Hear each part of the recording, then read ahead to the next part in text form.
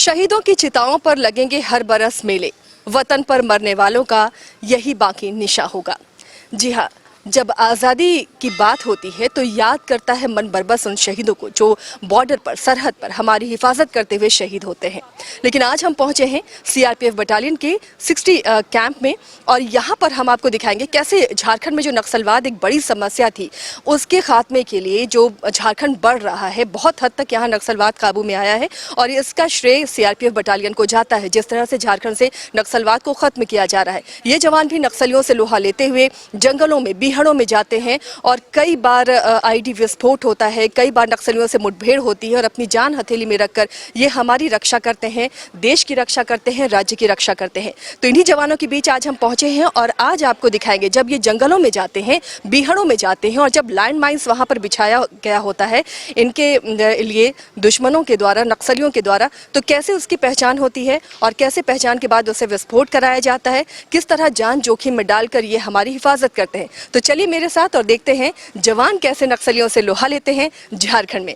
तो देखिए ये सीआरपीएफ के जवान 16 बटालियन के, और अब हम दिखाएंगे कि कैसे जंगलों के बीच में ये पहचान करते हैं कि कहाँ पर लैंड माइन्स बिछा है, कहाँ पर नक्सलियों की साजिश है और उसे वो लोग ध्वस्त करते हैं। तो देखिए हम जवानों के बीच में हैं और ये जानने की कोशिश कर रहे हैं जंगलों में, बीहड़ों में ये कैसे विस्फोटक की पहचान करते हैं, तो नक्सली बिछाते हैं। और हमारे साथ एक जवान भी हैं। आपका नाम क्या हुआ? मैं sub inspector GD Parvinder. Parvinder ji, ये कैसे आप लोग डिटेक्ट करते हैं बीहड़ों में? देखिए स्निफर डॉग भी मुझे दिख रहा है, ये किस तरह डिटेक्ट होता है कि कहीं पर आईडी है या फिर कहीं बम प्लांट किया गया है? मैम सबसे पहले तो हमारे पास एक स्नाइपर डॉग रहता है, उसके पीछे जस्ट हमारा बीडीडीएस टीम का एक डीएसएमडी लेके चलता है, वो रास्ते को सैनिटाइज करते हुए चलता है, तो इससे हम डिटेक्ट कर पाते हैं कि आईडी है या नहीं। और जब आईडी मिल जाता है तो प्रिकॉशन क्या लेते हैं और कैसे डिफ्यूज करने की पूरी प्रोसीजर होती है? आईडी जब मिल जाता है तो हमारे पास बीडीडीएस है, जो एक्सपर्ट टीम होती है, वो उसको डिफ्यूज़ करने का काम करती है और उसको जब डिफ्यूज़ किया जाता है तो उस दौरान हम सभी कॉशंस का यूज़ करते हैं और अभी आप देखेंगे इसको। और देखिए ये आपको हम डेमो पूरा दिखा रहे हैं कि किस तरह से आईडी को डिटेक्ट किया जाता है और साथ में जो और जवान हैं वो चौकन्ने रहते हैं कि अगल बगल से कहीं कोई हमला ना हो जाए, कोई नक्सली ना छुपा हो या दुश्मन ना छुपा हो। और देखिए किस तरह से प्रिकॉशन लिया जाता है, देखिए किस तरह साइन होता है, कैसे एक दूसरे को अलर्ट किया जाता है, वो आप देख रहे हैं इन तस्वीरों में। कभी लगता है ऐसा कि बड़ा जोखिम भरा ये काम है और कभी भी कहीं पर भी पैर आपका लग गया और वो ब्लास्ट हो जाए, विस्फोट हो जाए, कितना प्रिकॉशन लेता है? इसके लिए हम सबसे पहले तो नीचे देख के चलते हैं जब भी हम रास्ते से जा रहे होते हैं। कोई भी ऐसी अनजान चीज़ होती है जिसको हमें लगता है कि डाउट है, उसको हम डीएसएमडी से चेक करवाते हैं, या फिर कोई भी अनजान वस्तु दिखाई देती है उसको हम इग्नोर करते हैं, उसके साथ छेड़छाड़ या पैर मारना, लात मारना कुछ भी नहीं करते हैं ऐसा। और देखिए शायद स्निफर डॉग ने कुछ डिटेक्ट किया है, ऐसे ही है? यस, स्निपर डॉग ने कुछ डिटेक्ट किया है, उसके लिए हमारे जो डीएसएमडी लिए हुए बीडीडीएस टीम के मेंबर हैं वो अपना काम कर रहे हैं अभी। चलिए तो देखिए हम लोगों को साइड होने का इशारा भी मिल रहा है और किस तरह पोजीशन ले लिया है जवानों ने, वो आपको दिखा रहे होंगे कैमरामैन की किस तरह पोजीशन इन्होंने लिया है, कैसे डॉग ने डिटेक्ट किया है कि वहाँ पर कुछ विस्फोटक हैं और उसे अब डिफ्यूज़ किया जाएगा, उसे ढूंढा जाएगा और उस दौरान पूरी प्रिकॉशन ली जाएगी, कहीं से हमला ना हो, इसके लिए जवान भी मुस्तैदी से दोनों तरफ तैनात हैं और बहुत ही गहनता से जांच होती है। बहुत ही मुश्किल भरा और जोखिम भरा ये काम है कि आपका एक गलत मूव जिंदगियां खत्म कर सकता है। और देखिए किस तरह उसे ढूंढा जा रहा है। ये क्या प्रोसीजर हो रहा है, कैसे ढूंढ रहे हैं आप आईडी? अभी हमारे डीएसएमडी लिए हुए जवान को कुछ सस्पेक्ट चीज़ दिखाई दी है, उसके चारों तरफ एरिया को सर्च किया जा रहा है और अब सर्च किया है तो पता चला है कि सिर्फ एक वायर है, कोई आईडी या बॉम्ब नहीं है। क्लियर हो जाएगा कि सैनिटाइज्ड है पूरे तरीके से, उसके बाद हम क्यूएटी 60 बटालियन के ट्रूप्स आगे बढ़ेंगे। चलिए तो देखिए ये कुछ एक संदिग्ध चीज़ मिली, वायर मिला, तो ऐसा लगा कि शायद ये एलईडी हो, पर आईडी हो, पर वो निकला नहीं है। अब आगे बढ़ रहे हैं ये जवान डॉग के साथ जो शिनाख्त करता है, पहचान करता है विस्फोटक की। और देखिए कैसे गांव वाले जो जंगलों में होते हैं या यूं कहें कि जो नक्सलियों के मुखबिर होते हैं, उनकी भी साथ साथ में शिनाख्त करनी है। हमारे स्काउट को एक संदिग्ध व्यक्ति दिखाई दिया गया है, उसको अपने पास बुला रहे हैं ताकि उससे पूछताछ की जा सके और अगर वो संदिग्ध मिलता है तो उसके अपने साथ लेके जाया जा सके। देखिए ये पूरा डेमो आप देखकर समझ सकते हैं कि जंगलों में किस तरह सीआरपीएफ कार्रवाई करती है और इसी एक्टिवनेस और इसी अलर्टनेस के साथ काम होता है जंगलों में और उसके बाद ही नक्सलवाद झारखंड से धीरे धीरे ख़त्म होता जा रहा है इनकी मुस्तैदी से और इनके चौकन्नेपन से। देखिए अगर कोई संदिग्ध नज़र आता है जंगलों में, क्योंकि कई बार नक्सली अपने मुखबिर छोड़कर रखते हैं पुलिस की मूवमेंट जानने के लिए, बटालियन की मूवमेंट जानने के लिए, और उस दौरान उन पर भी नज़र रखनी है। और देखिए किस तरह एक डिटेक्ट होता है संदिग्ध और उसे अपने हिरासत में लेती हैं सीआरपीएफ की ये बटालियन और आगे फिर कहां पर बम प्लांट किया गया है उसकी तहकीकात की जाएगी। तो इस तरह की कई मुखबिर होते होंगे, ये बड़ा टफ होता है, कौन गांव वाला है कौन नक्सलियों का मुखबिर है, कैसे पहचानते हैं आप? पहचानने में तो बहुत मुश्किल होती है क्योंकि सभी गांववासी आम लोगों की तरह नज़र आते हैं। पर जब भी हम अपने एरिया डोमिनेशन डिमाइनिंग जैसे ओप्स के लिए निकलते हैं तो उस दौरान हमें जो भी व्यक्ति मिलता है रास्ते में उससे हम ज़रूर पूछताछ करते हैं या फिर उसका आधार कार्ड का फ़ोटो या उससे आधार कार्ड देख के उसी के बाद उसको हम आगे जाने के लिए छोड़ते हैं। तो देखिए ये पूरा मूवमेंट इस बटालियन का हम दिखा रहे हैं, सीआरपीएफ का दिखा रहे हैं, किस तरह इन्हें ट्रेनिंग दी जाती है इस तरह के बीहड़ों में, जंगलों में, गर्मी में, बरसात में, ठंड में, और दुश्मनों से लोहा लेते हुए कैसे उसकी पहचान हो। और देखिए शायद आशंका है कि यहाँ बम हो और उसके लिए बहुत सावधानी बरतनी पड़ती है कि एक गलत स्टेप भी बड़ा विस्फोट कर सकता है।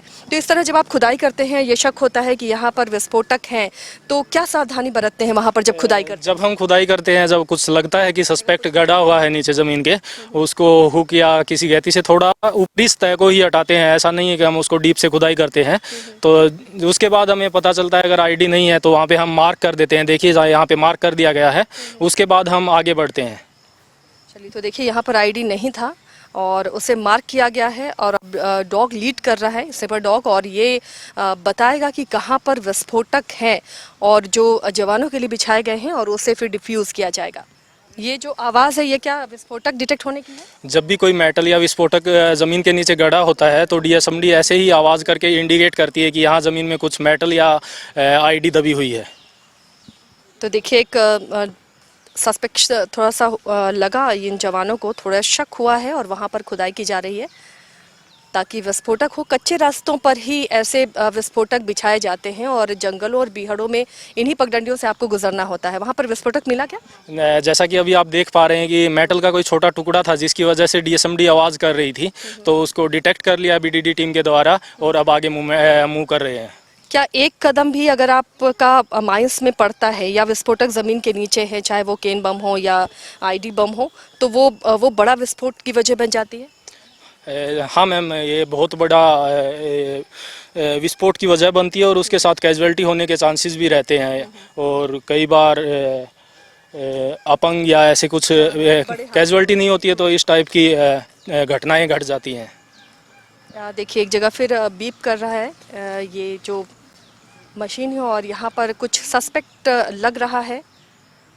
अब वहाँ पर तलाश किया जा रहा है कि कहाँ पर बम रखा गया है नक्सलियों के द्वारा या दुश्मनों के द्वारा छिपाकर, और उसे किस तरह से ढूंढा जाता है और उसके बाद ये ब्लास्ट कराया जाता है। बहुत ही ये ख़तरनाक होता है ये पूरा प्रोसीजर, क्योंकि जंगलों में जब चलते हैं ऊबड़ खाबड़ रास्तों पर तो बहुत बार आप ध्यान नहीं दे पाते हैं कि कहाँ प्लांट किया गया है बम। बहुत अच्छे से इसे कवर कर दिया जाता होगा नक्सलियों की तरफ से, तो ये भी तो पहचानना मुश्किल होता है कि कहाँ पर है ये बम, किस ज़मीन पर। देखिए शायद मिल गया है क्या? हाँ, देखिए जैसे कि बीडीडी मेंबर के द्वारा एक आईडी को ढूंढ लिया है और उसने इशारा किया है सभी ट्रूप्स को पीछे, तो सबने टैक्टिकल मूवमेंट और प्राकृतिक आड़ों का यूज़ करते हुए अपनी अपनी जगह ले ली है और अब आगे आईडी को डिफ्यूज़ करने की कार्रवाई की जाएगी।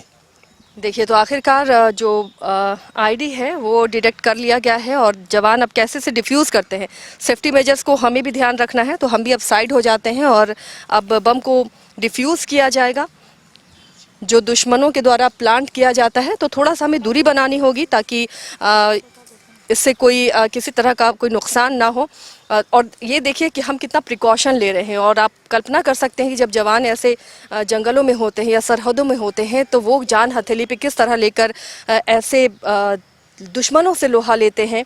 कभी भी कुछ भी हो सकता है, किसी भी बड़े हादसे से इनकार नहीं किया जा सकता है। एक तरह से जान हथेली पर लेकर ये निकलते हैं, सर पर कफन बांध कर निकलते हैं और आपको सुरक्षित रखते हैं ताकि आप चैन की नींद सोएं। ये विसल क्या इंडिकेट कर रहा है? ये विसल इंडिकेट कर रहा है कि अभी आईडी को डिफ्यूज़ किया जाएगा, यानी कि फोड़ा जाएगा आईडी को। तो अभी हमारे बीडीडीएस टीम के मेंबर इस आईडी को डिफ्यूज़ करेंगे और सभी अलर्ट हैं और सबने अपनी पोजीशन ले ली है, क्योंकि सबको पता है कि अभी आईडी डिफ्यूज़ होने वाली है, क्योंकि बीडीडी मेंबर ने किया है। नहीं लगेगा। हाँ, ओके ओके। तो ये आवाज़ आपने सुनी, आईडी विस्फोट करा दिया गया, निष्क्रिय करा दिया गया है, जिससे एक बड़ी घटना को नक्सली अंजाम दे सकते थे। उनके मंसूबे को इसी तरह नाकाम किया जाता है और इन्हीं के बलबूते, इन्हीं के भरोसे ही झारखंड से नक्सलवाद खात्मे की ओर बढ़ रहा है। तो ये आईडी विस्फोट हो गया, अब इसके बाद आगे का प्रोसीजर क्या होता है? सर्च अभियान चलाते हैं पूरे इलाकों में? अभी जैसे आईडी को डिफ्यूज़ कर दिया गया है, उसके बाद हमारे क्यूएटी 60 कमांडर ट्रूप्स को आगे बढ़ने के लिए इंडिकेट करेंगे अभी, और उसके बाद सारा इलाका सर्च किया जा रहा है। देखिए मैम, चारों साइड सर्च किया जा रहा है। उसके बाद हमारे ट्रूप्स ऑप्स के लिए आगे बढ़ेंगे। तो जो गाड़ियाँ भी दी जाती हैं, जो बख्तरबंद गाड़ियाँ होती हैं या जो एंटी लैंड माइंस व्हीकल्स होते हैं, उनसे कितना सपोर्ट मिल पाता है? मैम, अगर हम रोड से जा रहे हैं तो उन व्हीकल से बहुत ज़्यादा सपोर्ट मिलता है, पर जैसे कि हम झारखंड में पोस्टेड हैं, यहाँ पे हमें जंगल में ही ऑप्स करने पड़ते हैं, तो वहाँ पे उन वाहन को लेके जाना पॉसिबल नहीं होता है। इसलिए हम कच्चे रास्तों से या जंगल से गुजरते हैं, तो हम बीडीडी टीम, डॉग और इन्हीं सब और अलर्टनेस के साथ ही आगे बढ़ते हैं। तो देखिए कितने चौकन्ना रहते हैं और कितने अलर्ट रहते हैं हमारे जवान, ताकि हमें सुरक्षा मिले। और चूँकि झारखंड जंगलों से घिरा हुआ है और बीहड़ जंगल भी है यहाँ, जिस वजह से नक्सलियों को छिपने का एक अच्छा आसान ठिकाना भी मिल जाता है और उन जंगलों से नक्सलियों को सीआरपीएफ की बदौलत दूर भगाया जा रहा है। ऐसे बीहड़ों में कई जगहों पर सीआरपीएफ के कैंप बन गए हैं, जहाँ पर वो बेहतर पुलिसिंग और एक सीआरपीएफ ये भी कोशिश करता है कि जो गांव वाले हैं उनके साथ कुछ वेलफेयर काम भी होते हैं, उन्हें अपने फेवर में लेने की भी कोशिश होती है, ताकि गांव वाले नक्सलियों के बहकावे में ना हो। हाँ, गांव वालों को अच्छे रास्ते पे लेके आने के लिए, आम जिंदगी में लेके आने के लिए कमांडेंट महोदय के द्वारा टाइम पर सिविक एक्शन प्रोग्राम किए जाते हैं। उनमें उनके लिए कुछ कपड़े, जूता और बाकी जो दैनिक जीवन में यूज़ होने वाली चीज़ें हैं वो वितरित की जाती हैं कमांडेंट महोदय के द्वारा।